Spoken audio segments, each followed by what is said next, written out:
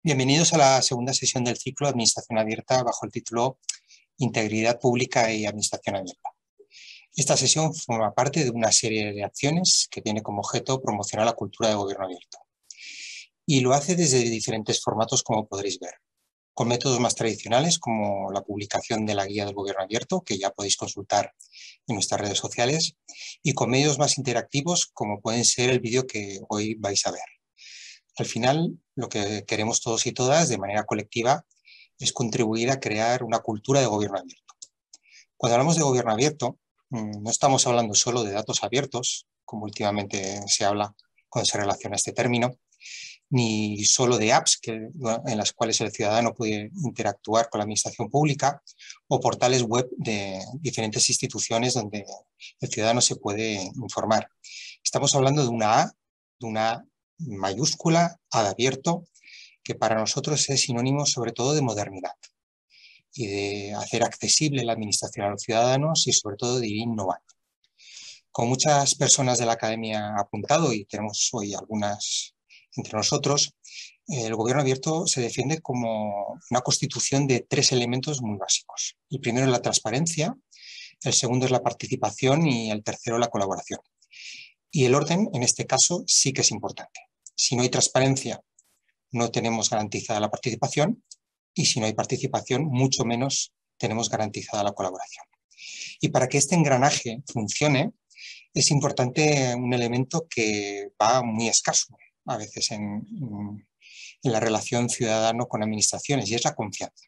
Y precisamente las políticas de integridad son un elemento fundamental para ir mejorando esta confianza entre nuestras instituciones y el conjunto de los ciudadanos. Y para profundizar en las políticas de integridad y administración pública, lo que sí que tenemos que ir haciendo es ir ganando espacios de confianza, que al final refuerzan la democracia y que son un elemento esencial para la lucha contra la corrupción.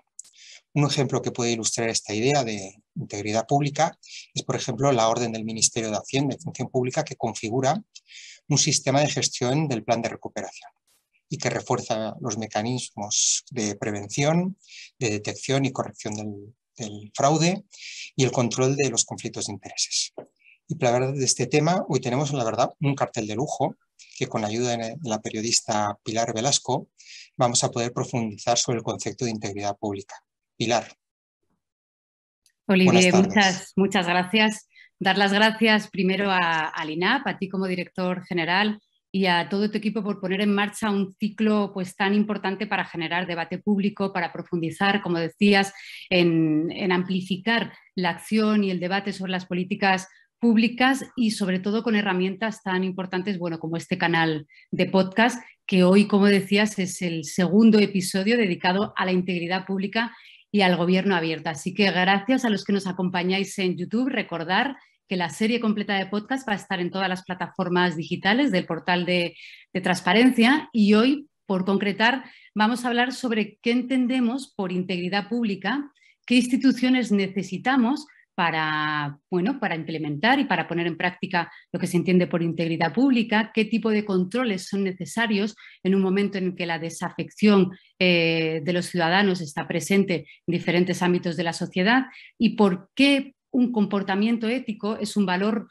fundamental para priorizar el interés público pues sobre la acción privada, y en definitiva cómo construir la administración abierta para que sea útil a los ciudadanos, ¿no? Sobre eso va el podcast de hoy, así que sin más dilación, para ser escrupulosa con el tiempo de quienes hoy nos acompañan y a quienes agradezco de antemano la participación, vamos a empezar. Está con nosotros Gemma Calvet, un honor, la verdad es que eres una pionera en esto de la transparencia. Eres ahora mismo directora de la Agencia de Transparencia del Área Metropolitana de Barcelona, jurista con una larguísima trayectoria de responsabilidades, como digo, en el ámbito de la política, de la administración pública y de la política. Por recordar alguna parte de tu recorrido, has sido presidenta de la Comisión de Justicia y Derechos Humanos del Parlamento catalán, como diputada independiente en el Parlamento. Fuiste, desde tu actividad parlamentaria, como decía, has estado pues en esa comisión y has sido firme defensora de la transparencia y del control de las entidades privadas, ¿no? que que eso es muy, muy relevante y tiene un recorrido relativamente breve en nuestra democracia, ¿no? Así que por empezar, Gemma, con una pregunta abierta a quienes no sepan, no estén tan relacionados con estos temas. Cuando hablamos de integridad pública, ¿de qué estamos hablando? ¿Por qué es relevante? ¿Y a qué nos referimos? Hola, buenas tardes a todos y todas y agradecida por contar conmigo en este tema y en este formato y a nivel estatal. La pregunta es muy filosófica, ¿no? Porque en la universidad, en la Facultad de Derecho, no había ninguna asignatura de ética, había una asignatura al principio del currículum de Filosofía del Derecho y ahí empezamos a saber que existía algo que se llamaba ética, ¿no? Luego hemos tenido referentes como Victoria Camps, que hoy está aquí, que ha hecho de su labor académica continuamente un trabajo para proyectar en el sector público, ya desde su libro Virtudes Públicas, la aspiración a que el trabajo profesional relacionado con los servicios públicos y, por tanto, la red pública esté basado en aquello que Aristóteles decía que era ser un buen profesional, que era partir también de una cierta bondad en la conducta. Y las normas, bien, la Lex Artis aspira a establecer unos referentes de lo que es un buen gobierno, el derecho a una buena administración, que es un derecho constitucional. Sin embargo, no ha sido desarrollado como política pública hasta muy recientemente, ¿no? Y de la mano de la lucha contra el fraude y la corrupción. Por lo tanto, las políticas de integridad son jóvenes, potencialmente muy oportunas en términos democráticos, porque realmente implican la salvaguarda de nuestro propio sistema democrático y, como decía el director general, un marco de confianza y, por tanto, una credibilidad sobre la acción pública pues que gestiona el dinero de todos los contribuyentes. Y, por otro lado, la visión de las políticas de integridad también responde a una lacra, decía, de lucha contra la corrupción. Y sobre este tema, para mí es fundamental situar las políticas de integridad en el ex ante del derecho penal. Es decir, en la prevención absoluta y la disposición de unos mecanismos, de unos marcos compatibles entre sí complementarios. La palabra integridad busca la unidad, ¿no? Es aquello que lo llena todo, es integral, es holístico y, por tanto, son procedimientos de dimensión ética, de procedimientos de compliance, de procedimientos también de colaboración público-privada a través de los planteamientos que ahora son exigentes claramente en la orden de Hacienda de la prevención de los conflictos de interés. Y también las políticas de integridad son aquellas que no se quedan, como dice la filósofa Adela Cortina, en un maquillaje de las cosas, sino que busca realmente una persistencia. Es decir, se tienen que construir, como decía Aranguren, en la base ética de la administración y, por tanto, la tierra que se pisa. Por tanto, políticas de integridad, bueno, hay que saber que existen porque son imprescindibles para salvar la cosa pública. Luego va a estar muy bien que profundicemos o bajemos un poco al detalle de vuestra experiencia, pero desde tu ámbito local, Andrés Gomis, estás en el ámbito autonómico, ¿no? Eres director general de transparencia, atención a la ciudadanía y buen gobierno de la Generalitat Valenciana. Desde el año 2015, las políticas de transparencia han sido uno de los ejes del gobierno valenciano a través de la Consellería de Transparencia. Así que, Andrés, ¿cómo habéis definido, qué entendéis desde que empezaste como director? ¿Cómo habéis entendido la integridad pública en esa definición general para luego, bueno, como te digo, luego profundizaremos un poco en cómo se aterriza todo esto? Bueno, buenas tardes. Igualmente, muchas gracias por darme la oportunidad de participar de esta sesión del ciclo de Administración Abierta, que además es una magnífica iniciativa para fomentar la cultura de la transparencia en la sociedad.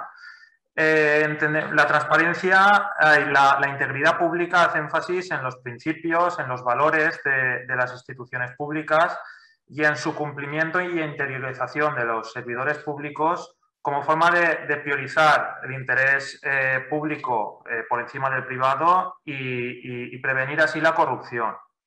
Por tanto, implica un enfoque preventivo que busca generar un clima anticorrupción mediante el cambio en la cultura de la administración y el refuerzo de la carga ética de las instituciones, de los valores públicos. Este es el punto de partida del que partimos. Y aquí hay un concepto que es muy importante, que es el de cultura administrativa, que viene también de la cultura jurídica germana y que la Comisión Europea define como los valores, actitudes y modelos de conductas que son característicos de un sistema administrativo como resultado de las experiencias históricas y políticas. Por tanto, en el sistema, en la construcción de marcos de integridad es importante el derecho, pero son importantes también otros factores y tiene el punto importante de que aborda el fenómeno de la lucha contra la corrupción desde un punto de vista global, como ha comentado ya Chema. Por tanto, es un enfoque que se basa en la confianza, en preservar la reputación de la institución ante la ciudadanía. No hay que olvidar, en el año 2015 se acaba de aprobar la ley de transparencia y uno de los objetivos del gobierno era también acabar con lo que se llamaba la hipoteca reputacional, ¿no? en aquel momento, ¿no? Y realmente estamos hablando de reforzar la reputación de la institución y así generar vínculos de confianza con la ciudadanía y hacerlo además a través de los valores públicos, de la mejora de la calidad institucional y de la gestión y prevención del riesgo. Entendemos que el enfoque represivo de actuar cuando la conducta tiene el problema básicamente de las normas jurídicas, castigar incumplimientos de las normas jurídicas, tiene el problema que cuando el daño ya se ha producido, aunque se castigue, ya se ha dañado realmente la reputación de la institución.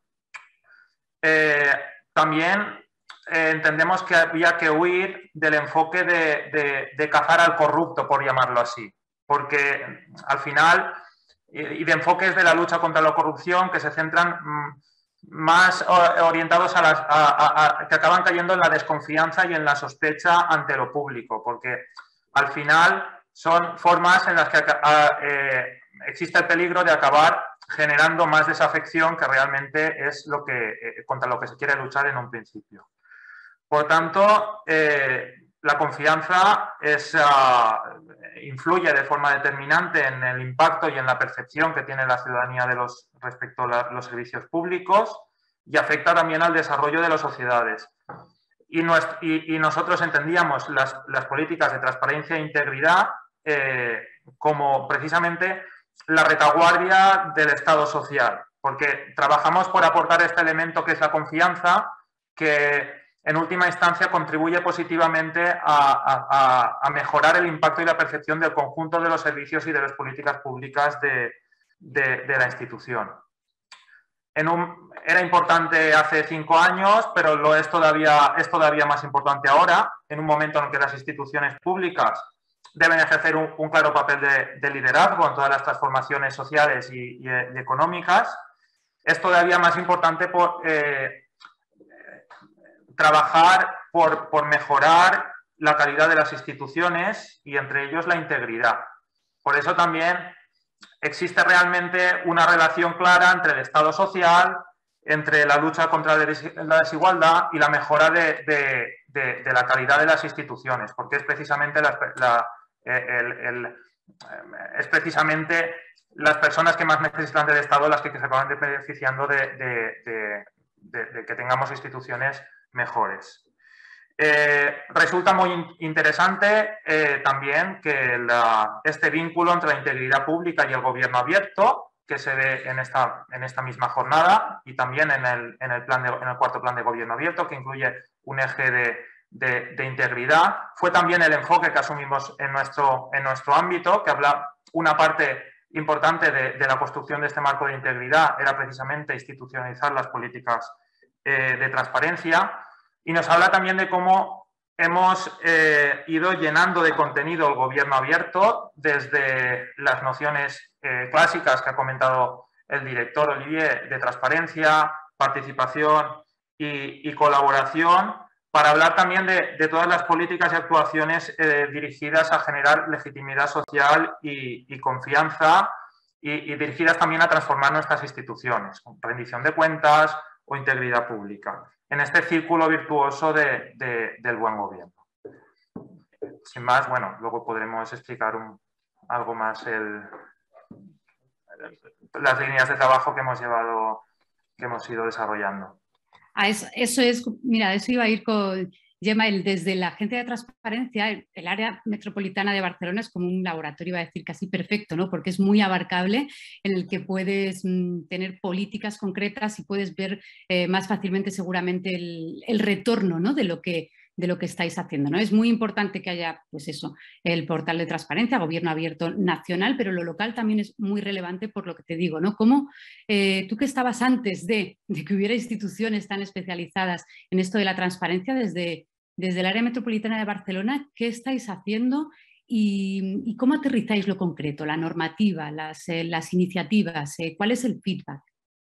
Bueno, yo creo que primero, no es para nada un laboratorio perfecto, es decir, es un laboratorio altamente imperfecto. Lo que sí que te acepto y te agradezco, digamos, el concepto laboratorio, ¿no? Porque sí que es verdad que es un modelo pionero en cuanto en que cuando se creó la agencia se creó con una vocación, que era que fuera un órgano de garantía y de refuerzo de la integridad metropolitana. Son 36 municipios, es la única área metropolitana del Estado que se ha aglutinado en torno a la confederación de alguna manera de algunos servicios públicos de carácter esencial, como son la movilidad, como son los suministros de agua, la planificación urbanística, la gestión de residuos, pero es un gigante enorme porque además trabaja con entidades vinculadas. La ley catalana, y yo aquí creo que es interesante reconocer que la transparencia llegó tarde a nivel legislativo,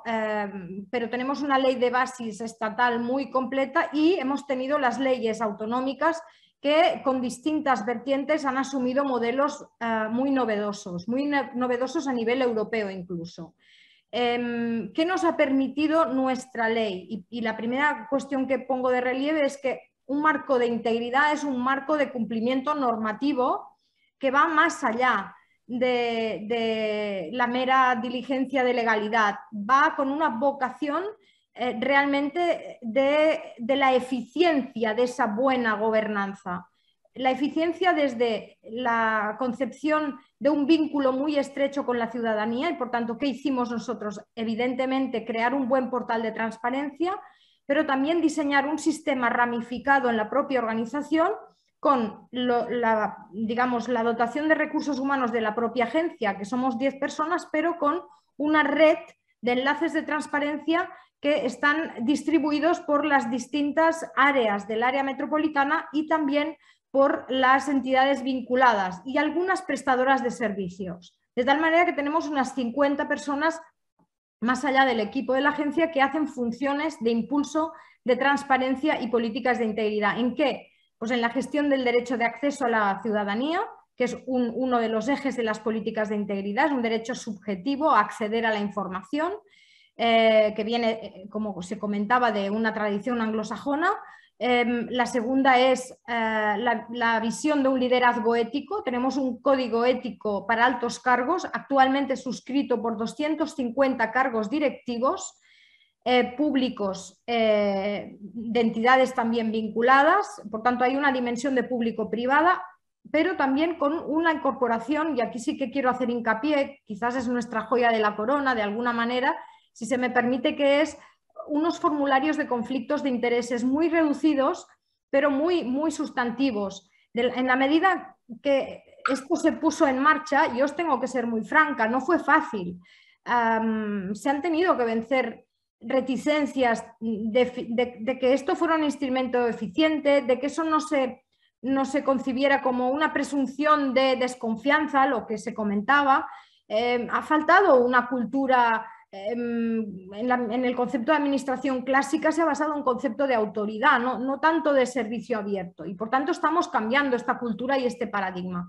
Yo te diría que ahora los 250 directivos que han suscrito el código y que han llenado el cuestionario de conflictos de interés no lo han hecho porque están obligados, que lo están, sino que lo han hecho porque realmente creen que es un instrumento complementario a su labor del día a día, junto con el código ético, que es un código de valores. Yo creo que aquí hay que distinguir bien. El código ético es un código de valores que está sometido a un escrutinio y a una diligencia de cumplimiento efectivo, obviamente, y es un marco de soluciones para tensiones éticas organizativas, pero esto no desvirtúa en absoluto el marco legal vigente. Y yo como jurista, y dándole un poco vueltas a todos estos temas los últimos años, me he dado cuenta que al final no estamos descubriendo nada nuevo. Es decir, cuando se construye una norma, primero de todo hay que pensar qué bien jurídico se protege y cuáles son las prioridades del legislador en esa política pública que se está regulando, ¿no?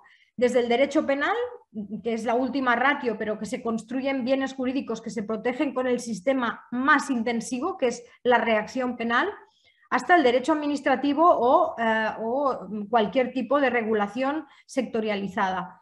La integridad y las políticas de integridad lo que hacen es reforzar el sentido profundo de las normas, dado que es el contrato social en el que estamos como Estado de Derecho planteados. Y es evidente que la interpretación jurídica da para mucho y que si hay tres juristas en una sala habrá tres interpretaciones jurídicas, ¿no? Esto es así.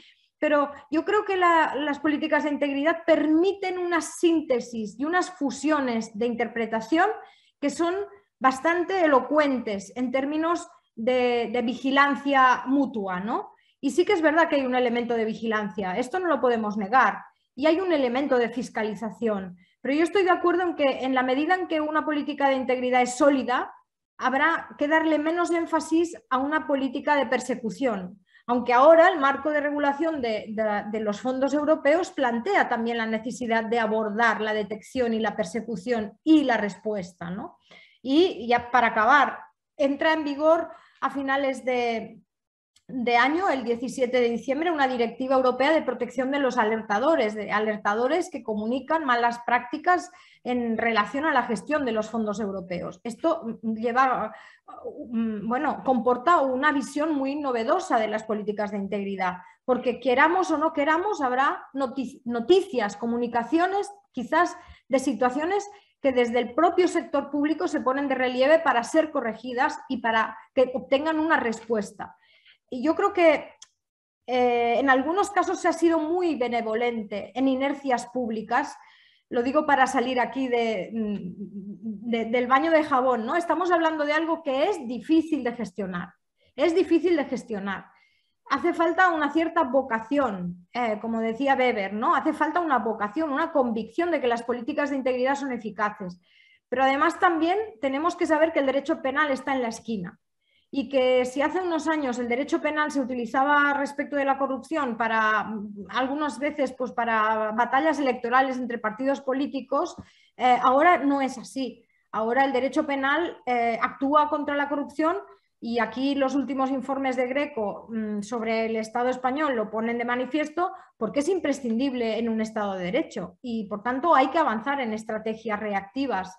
Ha habido inercias en la contratación pública, en la dificultad de construir una trazabilidad sobre el cómo se contrata. Hay muchas normativas sectorializadas que ahora son las que combinan y son las políticas de integridad, ¿no? En materia de contratación pública, claramente se está apostando por contratación de las pymes, para sectorializar los contratos en lotes y huir de las grandes contrataciones que siempre van a los mismos. Se está hablando de empoderar a la sociedad civil, en esta directiva, por ejemplo, es clarísimo. Por tanto, estamos entrando en nuevos terrenos de administración pública que son apasionantes, pero que comportan en muchos casos situaciones de tránsitos complejos. Claro. Qué importante, fíjate, para la calidad democrática que dice Gemma, que la integridad pública se entienda desde todos los, que sea un código de valores común que se entienda desde todas las partes, ¿no? Desde la administración, desde los ciudadanos, esa cultura de la transparencia, y también es una clave, has dicho, la empresa privada, ¿no?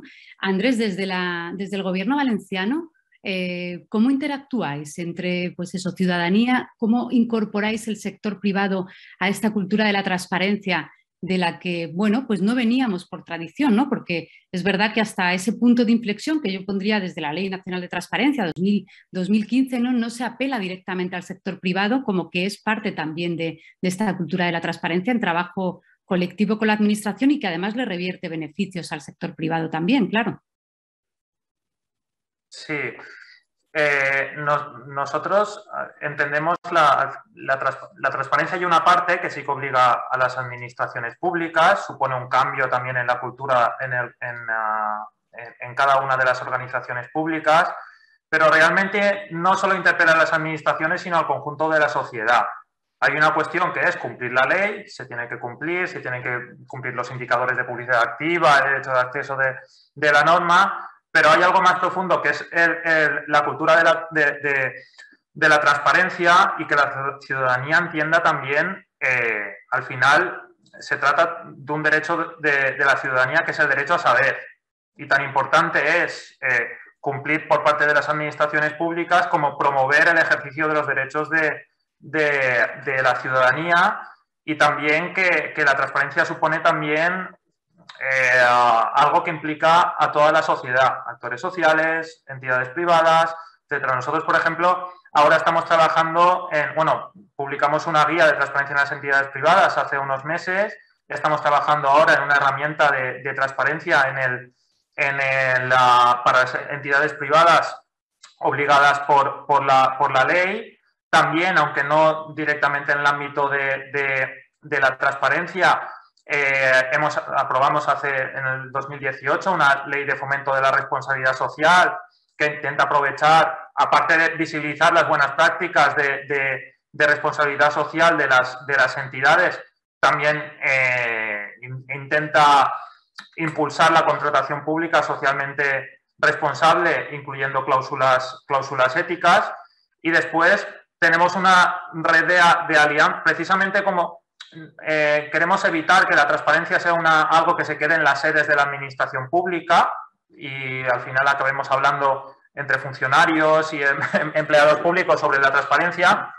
Tenemos una red de alianzas con las 5 universidades públicas valencianas, con convenios y cátedras para promover precisamente esta formación y sensibilización en los diferentes ámbitos. También hemos firmado convenios con diferentes entidades y también con los gobiernos locales, tanto para los proyectos de transparencia y buen gobierno en cada una de las entidades locales, como también para esta formación y sensibilización en el conjunto de la sociedad, porque al final también es donde nos jugamos que la transparencia tenga este potencial democratizador del que hablamos, ¿no? Y que sí que permita efectivamente situar al ciudadano en un plano más horizontal respecto a la administración.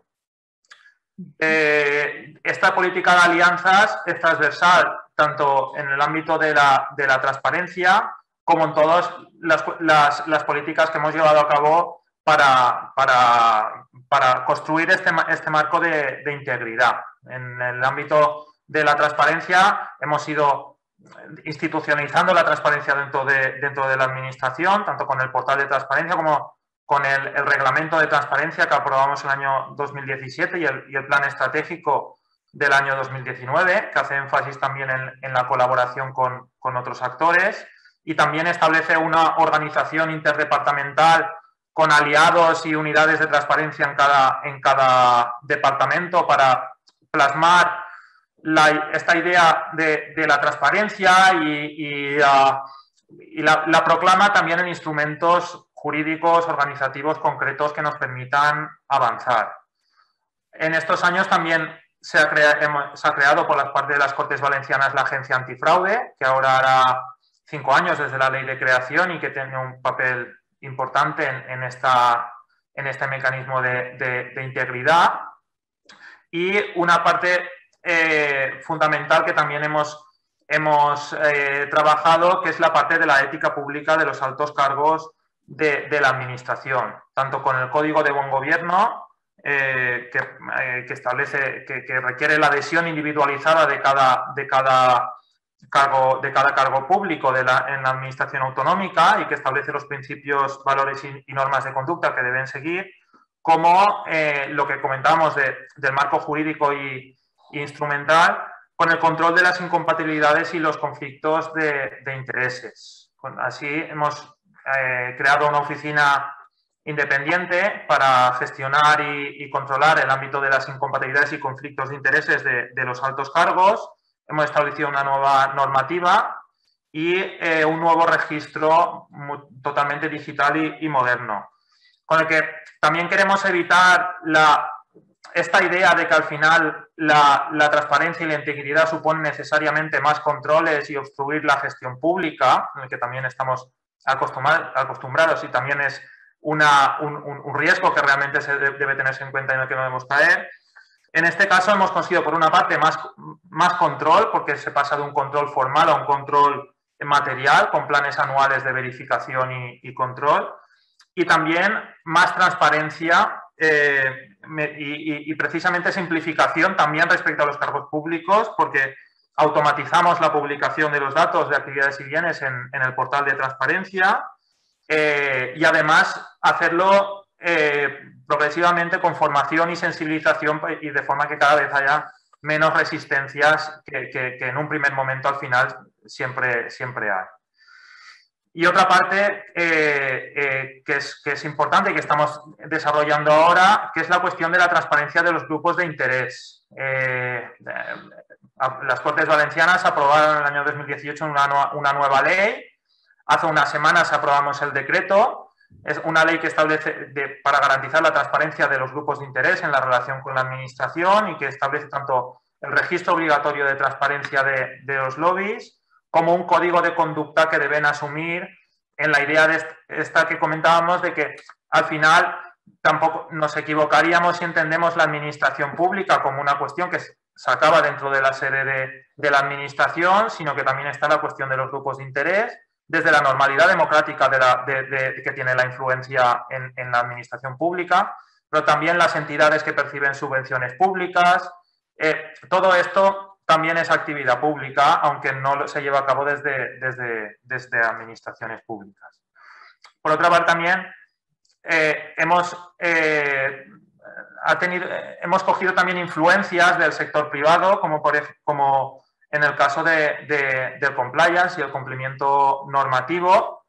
En este caso, con el principal órgano de control interno que tenemos, que es la Inspección General de Servicios, en el que está desarrollando un sistema de alertas para la prevención de malas prácticas que se basa precisamente en esta idea de la gestión del riesgo dentro de la administración, que incluye, por una parte, mapas de riesgo y, otra parte, herramientas de análisis para identificar posibles situaciones de riesgo antes de que se produzcan, con un enfoque totalmente preventivo y progresivo para la mejora continua. Y gracias a esto también estamos ahora en mejores condiciones para abordar los planes antifraude que requiere el sistema de gestión de los fondos europeos. ¿Querías comentar algo sobre eso? Oye, más iba a preguntar si desde vuestras direcciones de las agencias de transparencia en Barcelona, en Valencia, si notáis precisamente que el control de los cargos públicos, que el control de los grupos de interés está en el interés de la ciudadanía en materia de transparencia y de integridad pública, si notáis esa demanda. Yo no estoy segura de que podamos, al menos por mi parte, afirmar que está en una demanda sociabilizada, porque la gente tiene muchos problemas derivados de la crisis y del contexto de pandemia para sobrellevar las vidas, ¿no? Y están más preocupados por la vivienda, por el trabajo, por las retribuciones, por el coste de la energía y por tanto, todos estos temas a veces pueden quedar un poco lejanos de sus intereses directos. Pero nosotros en la agencia abrimos una línea de subvención tanto para municipios como para investigadores, no exclusivamente del sector académico, y aquí sí que hemos tenido una gran sorpresa en esto que tú preguntas de los focos de interés, ¿no? ¿Por qué? Pues porque se han generado unos programas, por ejemplo, desde el ámbito municipal de pequeños y medianos municipios muy innovadores, muy de base, y que están relacionados con lo que estamos tratando, pero después en las investigaciones hemos visto temas absolutamente pioneros, que a nosotros no se nos hubieran ocurrido y que se nos han planteado a través de las bases de subvenciones con una concurrencia y una valoración objetiva, ¿no?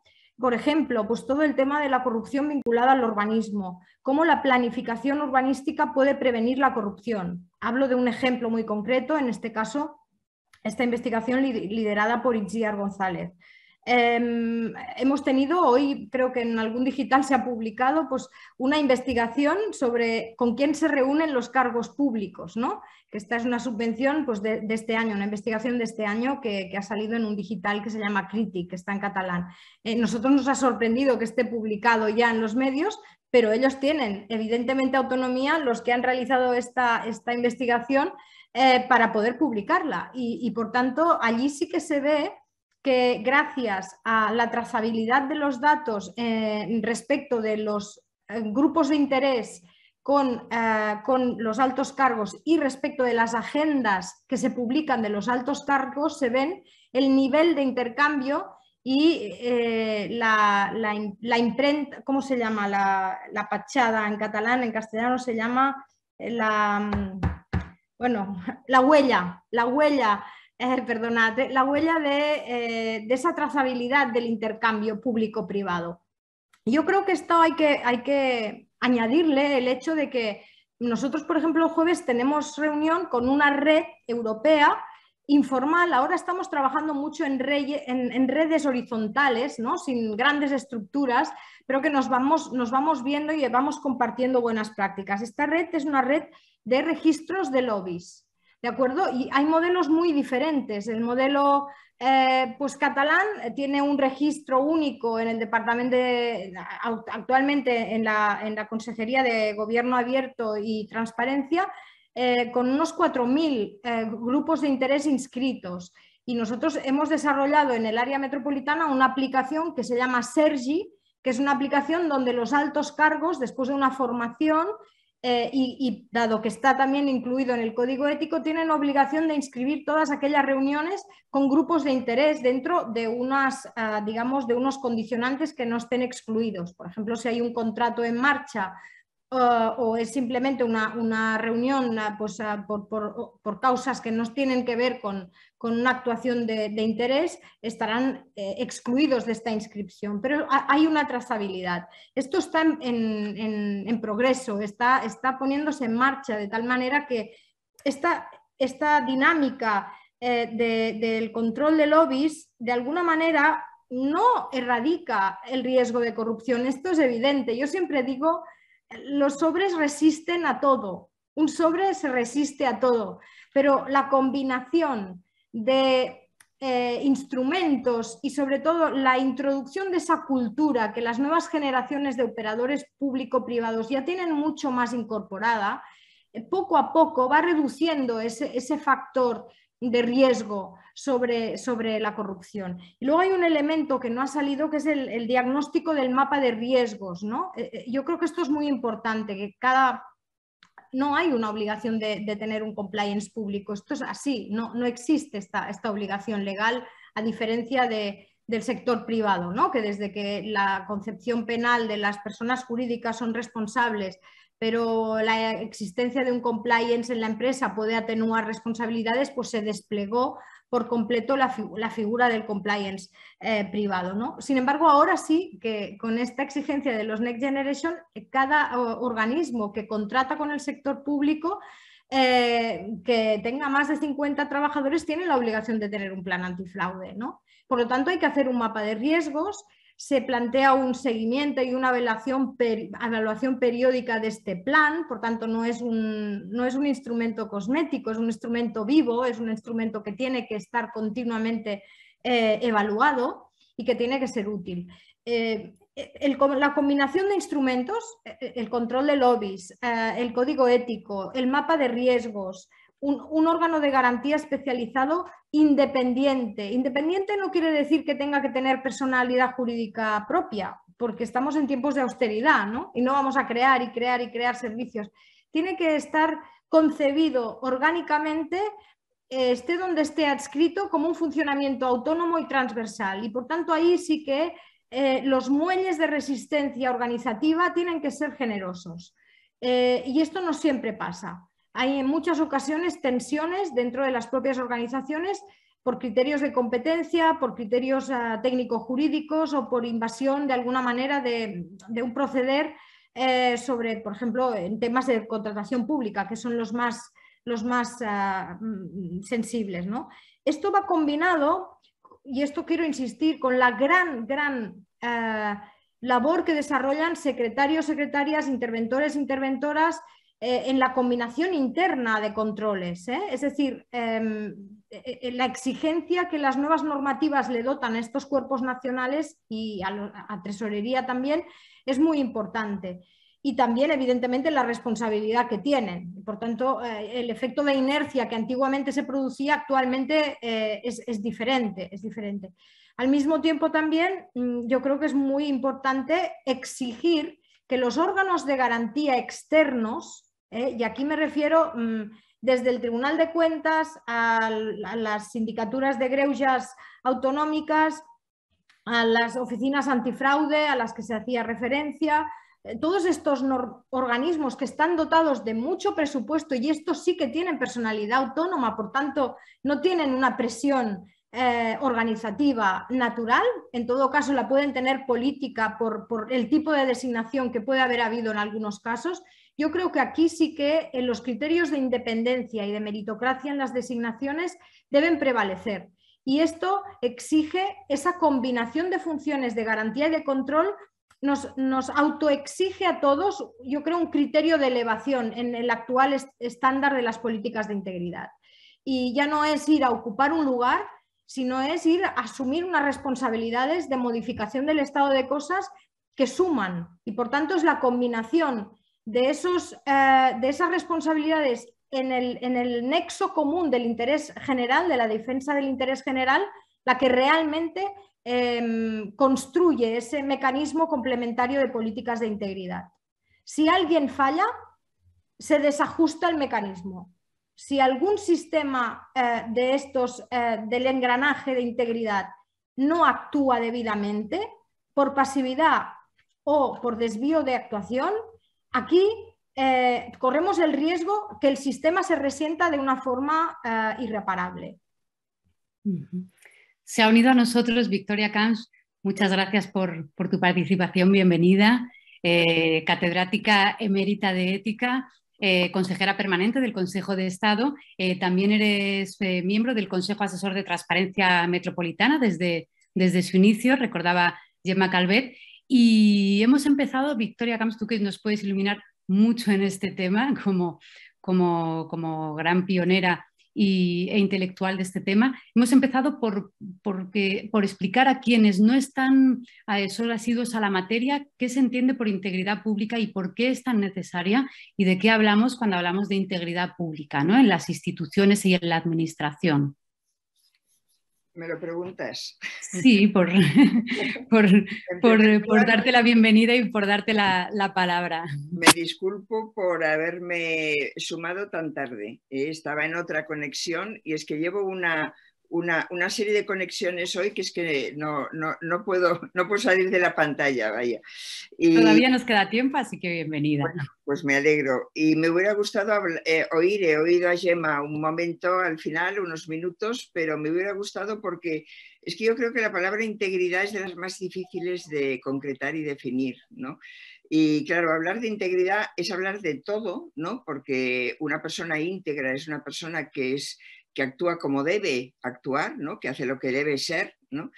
Y hablar de una institución como una institución íntegra, pues debería ser que el conjunto de las personas que actúan, que están en esa institución, hacen lo que deben hacer, ¿no? Yo creo que lo más importante que se podría señalar aquí es cuando la persona que... Estamos hablando sobre todo de la administración pública, ¿no? Supongo. Sí, exacto, desde la administración pública, entonces, sí. La administración pública tiene la gente que trabaja en la administración pública tiene una denominación que es muy bonita en realidad, porque es un servidor público, ¿no? Conjuga la voluntad de servicio, es decir, que es algo que creo que es el deber fundamental, ¿no? Está haciendo un servicio a la ciudadanía y un servicio a la sociedad, por lo tanto se debe más que nadie, más que en ningún otro trabajo, a la ciudadanía. Y por otra parte, la idea de público yo creo que encierra también el que no hay una dimensión de parte, digamos, ¿no? No hay un interés de parte, sino que es imparcial, tiene que ser imparcial, tiene que servir a todos, ¿no? Y por eso necesitamos funcionarios públicos, por eso necesitamos personas que permanezcan incluso más allá de los distintos cambios políticos, ¿no? Que se mantengan. Esto es lo que, si se lleva a cabo bien, constituye la integridad. Y entonces la integridad de la persona es el deberse a esa idea de servicio público, más allá, por ejemplo, de corporativismos, ¿no? O más allá de partidismos, o más allá de intereses incluso personales, que ya sería entrar en corrupción. Pero al mismo tiempo, precisamente porque se debe a una ciudadanía que es muy diversa, yo creo que uno de los valores que también tiene que ver con la integridad es la flexibilidad, ¿no? El saber adaptarse a situaciones distintas, a casos distintos, sin menoscabo de cumplir la legislación, ¿no? Y por lo tanto la ley es para todos, es la misma para todos, pero la aplicación merece una cierta, debería permitir una cierta flexibilidad. Creo que ahí es difícil, ¿no? Encontrar una institución que realmente cumpla esos objetivos, ¿no? Porque es difícil esa integridad, ¿no? Como te acabas de incorporar, me voy a permitir si me permitís, una segunda pregunta para Victoria Camps. En 2015, hablábamos de 2015, cuando se crean distintas agencias de transparencia, pero también hemos leído escritos tuyos, artículos, donde ponías el foco en esa alarma de hay mucha desafección, los ciudadanos no creen en las instituciones, es fundamental que creemos esta red que también citaba Calvet, de sistemas que no pueden fallar de control y transparencia. 6 años después, ¿en qué punto crees que estamos, Victoria? ¿Crees que estamos en un buen momento? ¿Estamos todavía al 20%? ¿Queda mucho por hacer? ¿Cuál sería el balance? Yo sobre la transparencia creo que estamos todavía empezando porque es un concepto que no es nuevo, porque la idea de que lo justo tiene que hacerse público es una idea que está en Kant, es una idea kantiana, ¿no? Una ley justa es una ley que se puede hacer pública, ¿no? Una decisión justa es una decisión que se tiene que poder hacer pública, porque si no es sospechosa. O sea, eso es muy antiguo, pero el concepto más actual de transparencia lo acabamos de incorporar a la legislación. Entonces, yo creo que estamos todavía en la fase de concretar qué significa que una institución pública sea transparente, qué datos hay que dar a conocer para hacerla más transparente, ¿no? Y yo creo, por otra parte, que es porque a veces se dan a conocer cosas que son las que producen quizá más curiosidad morbosa entre la ciudadanía, pero que no son las que conllevan más transparencia del actuar de la institución, de la actuación de la institución. Creo que es fundamental para generar confianza, ¿no? Uno de los grandes problemas que tiene hoy la política y que tiene también la función pública es la falta de confianza. La confianza se adquiere actuando bien, actuando íntegramente, ¿no? Y la transparencia forma parte de esa integridad. Y aquí es muy importante se me ha ido la imagen. No sé, aquí es muy importante lo que decía Gemma, que es lo que le he oído yo, de la evaluación o el control post, el control público.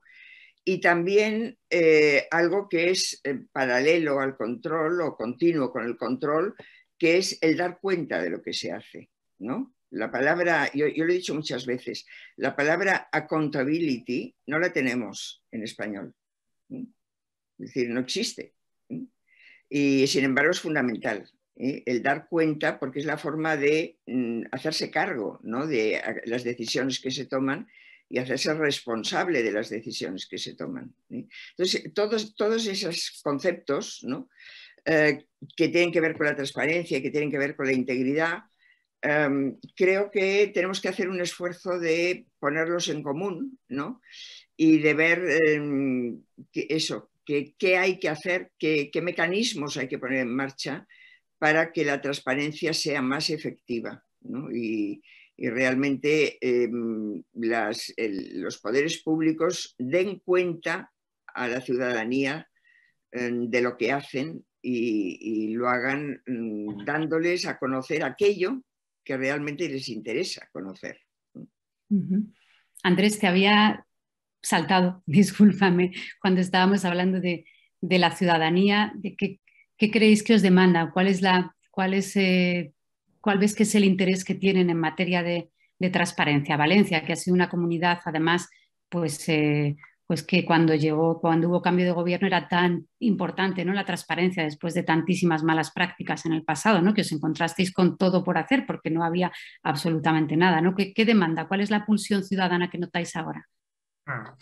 Sí, aquí hay una cuestión que es que en los años 2011 a 2015, cuando todo el mundo hablábamos de transparencia, seguramente cada uno que le decía estaba pensando en algo diferente cuando hablaba de transparencia como reivindicación, ¿no? Porque era de alguna forma el opuesto a la corrupción, a la desafección o al malestar del sistema político. Nuestra tarea es plasmar esta reivindicación, esta demanda en instrumentos concretos que supongan un avance concreto en cada una de las administraciones. Y esto es complejo porque realmente lo que se buscaba con la transparencia tampoco era una cuestión unívoca y clara, ¿no? Era como un significante en este sentido. Aquí es cierto que realmente los portales y las herramientas de transparencia no llegan seguramente a la mayor parte de la población. La mayor parte de la población no tiene como la necesidad o el interés de consultar las herramientas de transparencia que ponemos en marcha, que tenemos las administraciones. Aquí hay una parte que es, como ha comentado antes Gemma, aquí hemos articulado una pluralidad de instrumentos desde el punto de vista de la transparencia, desde el punto de vista de la integridad, que cada uno desde su parte, en el conjunto, son los que al final sí que dan una imagen, una percepción a la ciudadanía de que las instituciones funcionan. Y esto se plasma en que, por ejemplo, hay más denuncias en los canales de denuncias porque sí que hay una mayor expectativa de que esta denuncia se va a investigar o va a llegar a buen puerto, o como, por ejemplo, también se ha mostrado en el informe de calidad de gobierno, que al final no hay solo una causa, pero al final sí que hay una percepción general de que las instituciones funcionan mejor. Y después está una cuestión, algo que sí que tenemos que hacernos mirar las administraciones, que es también el enfoque de la transparencia y del derecho a saber, pero también cuando hablamos del derecho a la buena administración, que frecuentemente lo hacemos pensando como la administración mirándonos a nosotros mismos y no partiendo desde la idea de un derecho de ciudadanía, ¿no? Que es también un esfuerzo que tenemos que hacer de al final ver de cuál es el papel que tenemos y que tiene lo que estamos haciendo al final en el día a día de la ciudadanía. Y hay otra cuestión que es lo comentado antes con la parte de las alianzas Y es que en la política de transparencia está, bueno, lo que en algunos ámbitos se llama infomediarios. No necesariamente nuestro éxito está en llegar directamente a la ciudadanía desde los portales de transparencia, sino también, por ejemplo, que la información que nosotros publicamos llegue a la ciudadanía mediante los medios de comunicación o mediante asociaciones cívicas, mediante la sociedad civil, mediante universidades, y este papel al final de que tampoco estamos solos y que hay otros actores, como los que he comentado, universidades, medios de comunicación, que también juegan un papel importante en este papel de intermediación entre la administración y la ciudadanía.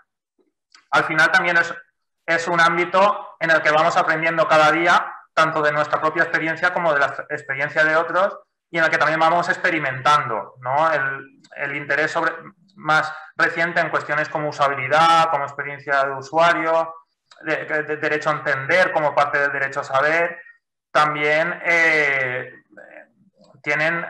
denotan este diagnóstico o esta voluntad de, más allá del cumplimiento formal de la transparencia, cómo hacer real que esto llegue a la ciudadanía para que realmente consiga el objetivo final, que no es la transparencia en sí misma, sino rendir cuentas, como ha comentado Victoria.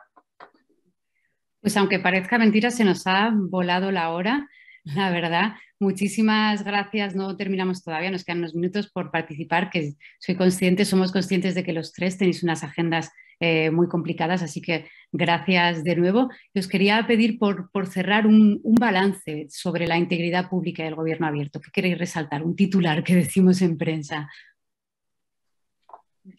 Podéis empezar como queráis.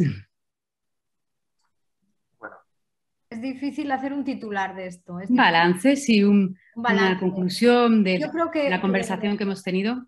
Sí, yo creo que está claro que la integridad debe partir de una voluntad efectiva, es decir, de un compromiso ético y de una buena profesionalidad, que además la administración abierta, como decía el director general, no es solo publicar datos, es una concepción de una cercanía hacia la ciudadanía.